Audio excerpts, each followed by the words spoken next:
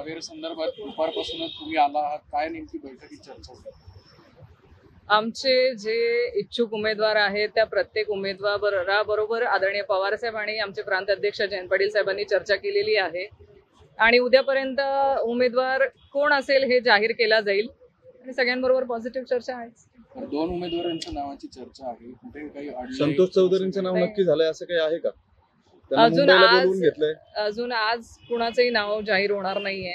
उद्या जे आमचे 3 उमेदवार आहेत म्हणजे आदरणीय संतोष भाऊ चौधरी असतील, आदरणीय आमचे जिल्हाध्यक्ष रवींद्र पाटील असतील आणि त्याचबरोबर आदरणीय श्रीरामदादा पाटील असतील, या तिघं अजूनही चर्चा त्या सगळ्यांसोबत झालेली आहे। उद्या यातला कोण उमेदवार असणार आहे हे पक्ष जाहीर करेल। असं काय घडलं का की यावेळी उमेदवारी म्हणजे लोकसभा ही रोहिणी खडसे यांनीच लढावी याची काही तुम्ही आग्रह इच्छा वगैरे?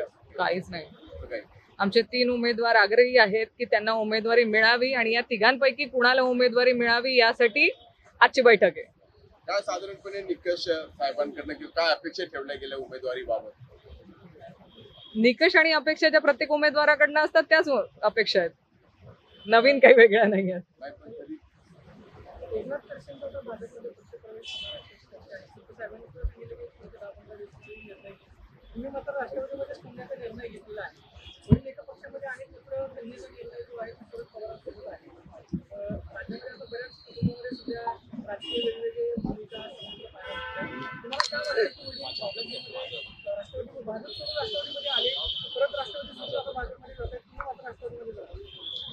त्यांचा निर्णय त्यांनी का घेतला हे ते सक्षम आहेत त्यांचा निर्णय घेण्यासाठी आणि त्यांनी त्या बाबतीमध्ये काल प्रेस घेऊन त्यांची भूमिका पण जाहीर केली आहे।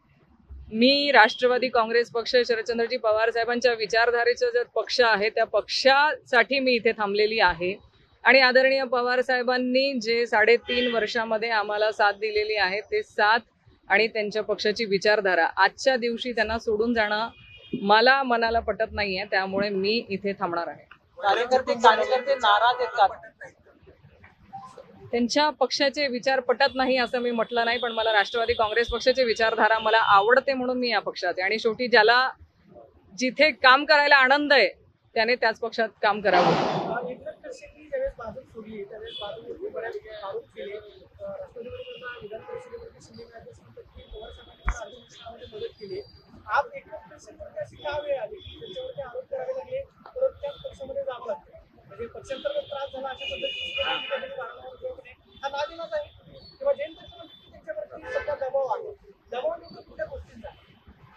आदरणीय खडसे साहेब तुमच्या सगळ्या प्रश्नांची उत्तरं देऊ शकतील।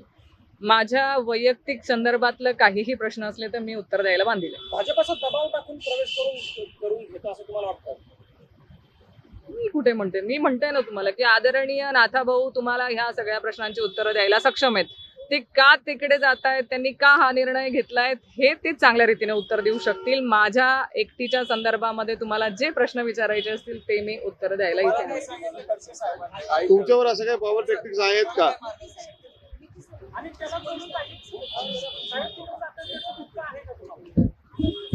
बघा, गेले अनेक वर्ष झाले मी आदरणीय खडसे साहेबांसोबत काम करत आलेले आहे। राजकारणाच्या सुरुवातच माझी त्यांच्यापासून झालेली आहे। आज नक्की त्यांचा जो निर्णय आहे तिथे वडील म्हणून पण आणि माझे राजकारणातले ते आदर्श राहिलेले आहेत आणि नक्कीच आज असं वाटणं स्वाभाविक आहे की आपल्याला कुठेतरी एकटं पडणार आहोत का, पण मला आनंद आहे की माझ्या मतदारसंघातली जी जनता आहे ती सगळे नेतेगण आहेत आमच्या पक्षाचे समर्थपणे माझ्या पाठीशी उभे आहेत, त्यामुळे लढू शकू।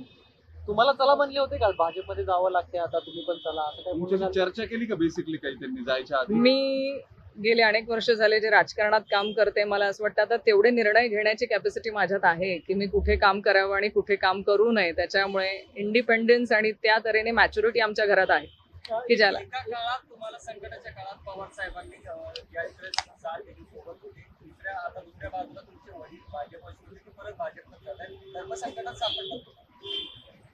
धर्मसंकट नाही म्हणता येणार, पण मी तुम्हाला सांगितलंय मी ह्या पक्षात जोमाने काम करणार आहे आणि आज आमचे जिथे जिथे उमेदवार आहेत त्या प्रत्येक उमेदवारासाठी प्रचार त्यांच्या निवडून येण्यासाठी मी प्रयत्न करणार आहे।